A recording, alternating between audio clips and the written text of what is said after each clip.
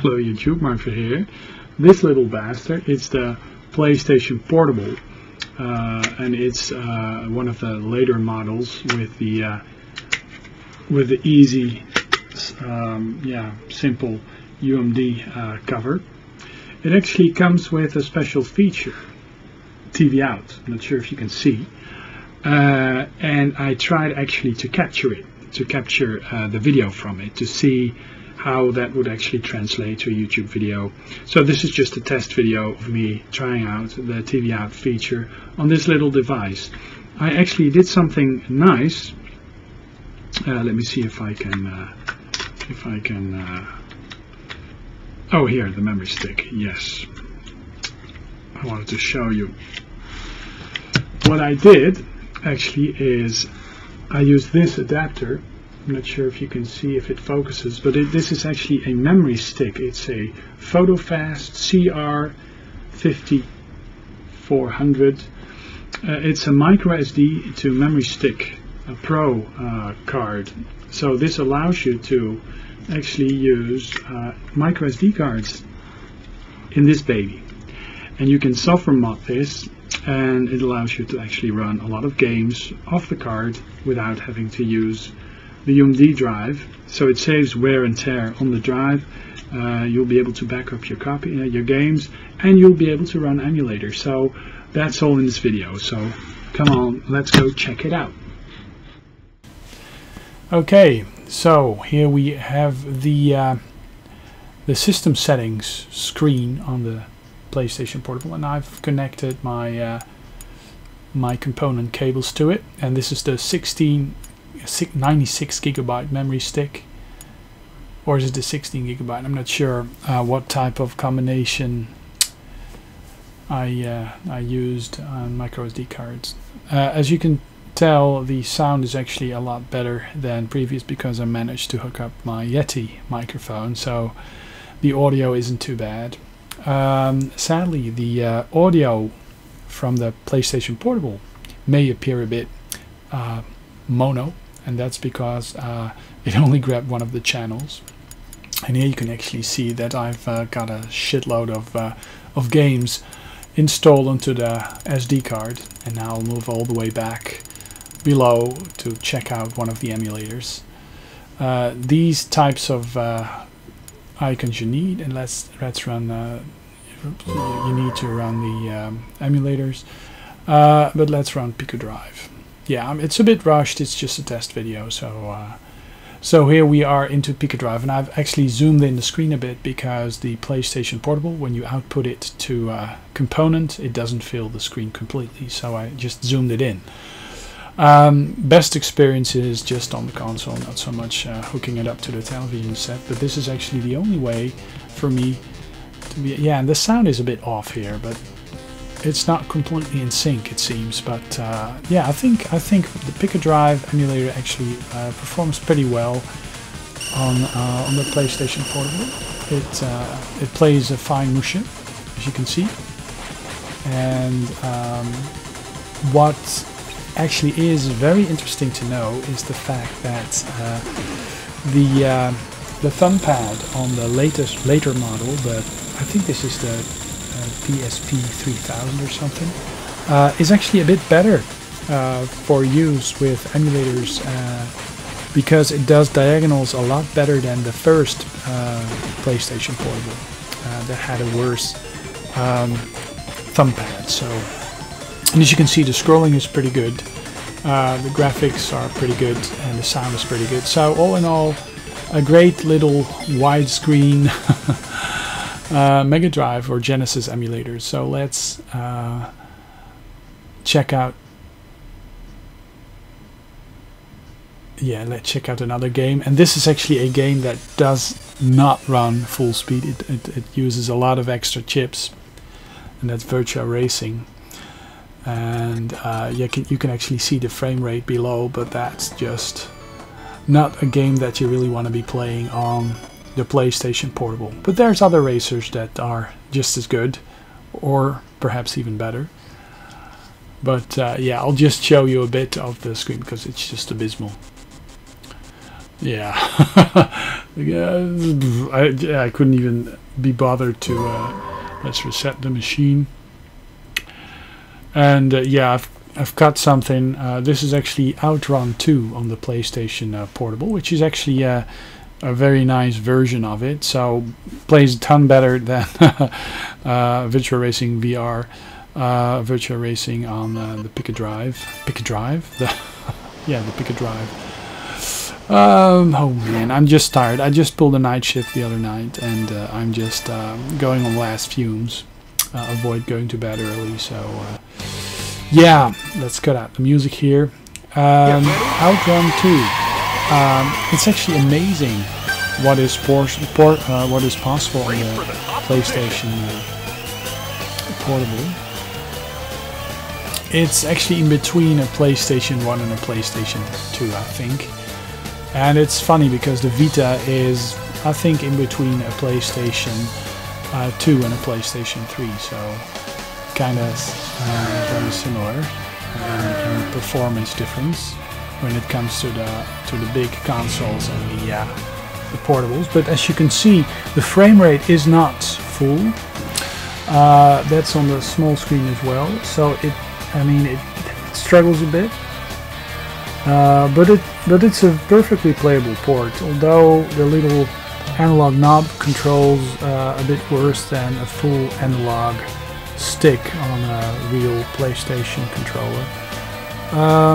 But yeah, I'm just a big fan of this game, so I have it on virtually any system, including the UMD for the PlayStation Portable. I would love for a PlayStation Vita version to come out, or to have this available as a digital download, but for some reason Outrun is not available in any digital for new buyers in any digital format other than the discs that it has been released on previously. I was fortunate enough to download it and buy it on PlayStation 3 and Xbox 360 and actually the PC. It was on Steam, but you can't buy it new anymore, so that's a crying shame, because a lot of new people coming to this game will only be able to play it off a disc. It's available on the original PlayStation 2, the original Xbox, and the 360. I think it's only a download. I'm not sure if it actually is on physical media. Let's exit that and go for another emulator. I've got quite a bit from the loading and the selecting. So yeah. So here we have another emulator that is actually running quite good on the system, and that's actually the Super Nintendo emulator. Let's wait till the music finishes and then the menu screen shows up. And let's just load one of my favorites, and that's Super Last Space Megaforce. And this is the American version, and I'll just show you some of the gameplay, just to give you an impression of the speed and the way the graphics look.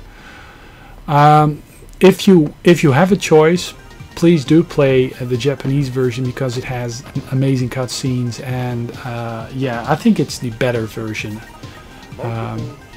This also was released in PAL territory, so, but it's one of the great compile shooters that is, yeah, that just has very many similarities to Musha actually. So yeah, let's go check out another game, one of my other favorites, Bitmap Brothers. Oh, and if you are wondering, I actually own all the original games that I'm actually showing here, so for me it's just a matter of convenience of running these on this system, but I do own all the cards multiple times. So Forest World 1 Beginning. So this is Super Nintendo on the PlayStation Portable, and for years I'm actually quite new to this. I wasn't hacking into my PlayStation at all, just because I just didn't want to you know, break it or something. But with this new soft mod, you can actually temporarily run it, and this is actually a utility that you run to see whether or not it's a sort of system information utility that shows you whether or not the system can be permanently mod or just temporarily modded. This new version can only be temporarily modded. If you turn it off completely, you really have to temporarily flash the firmware again and have to reboot the machine. This is a Vectrex emulator, and it actually runs pretty well. You just turn the system on its side, and you have a what is it? A portrait mode. But of course, this is not very visible when you play it like this. But it's cool. I mean, it maps on the buttons well, and this is one of my favorites, Scramble. This is actually the go-to game for me whenever I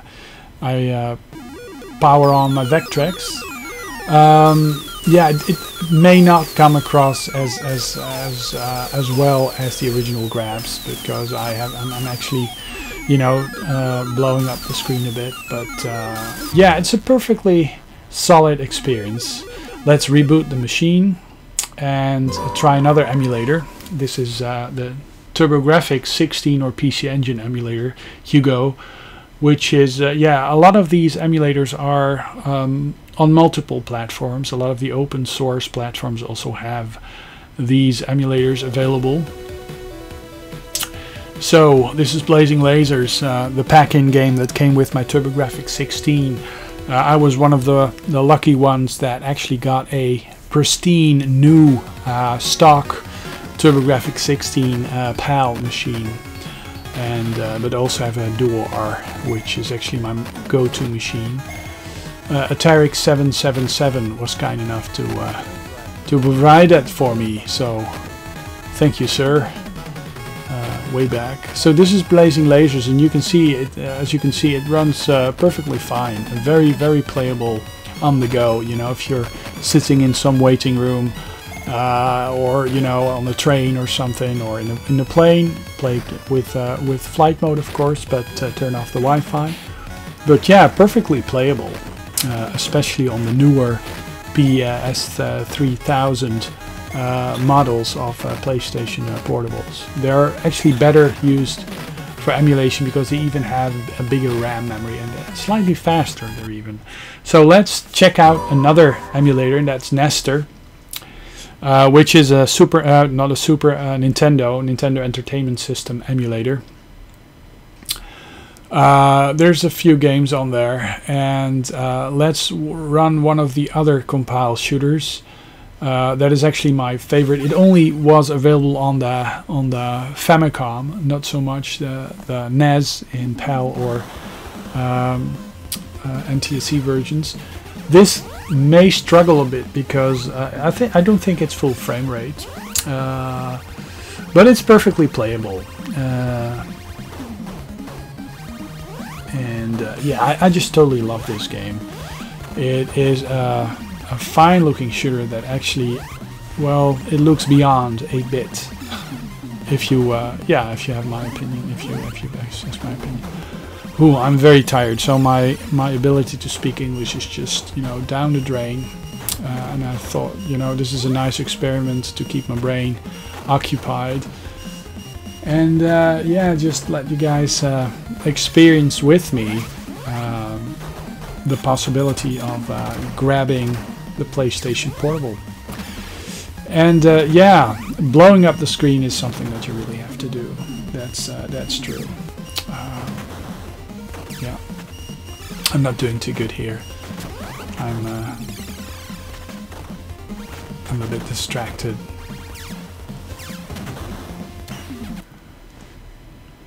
Okay.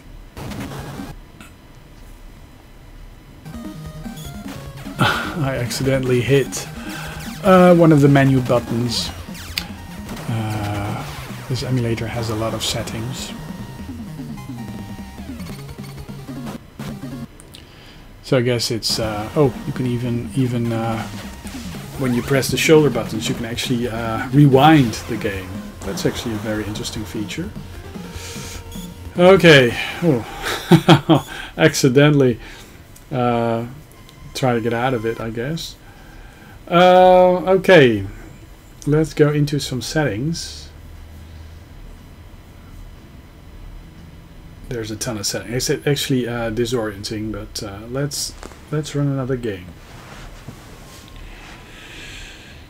Yeah, another favorite of mine.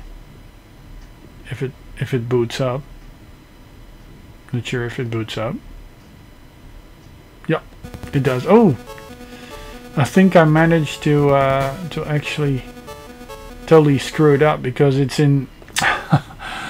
I set it in mirror image, so this is unplayable. Not sure why this would actually be in an emulator just to.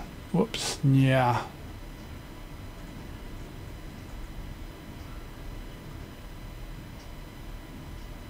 I guess, yeah, normal or full. Yeah, that has it stretched. Okay, let's see how that looks. Game start.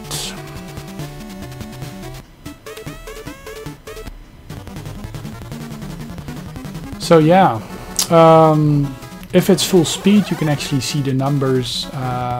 They are in the upgrade.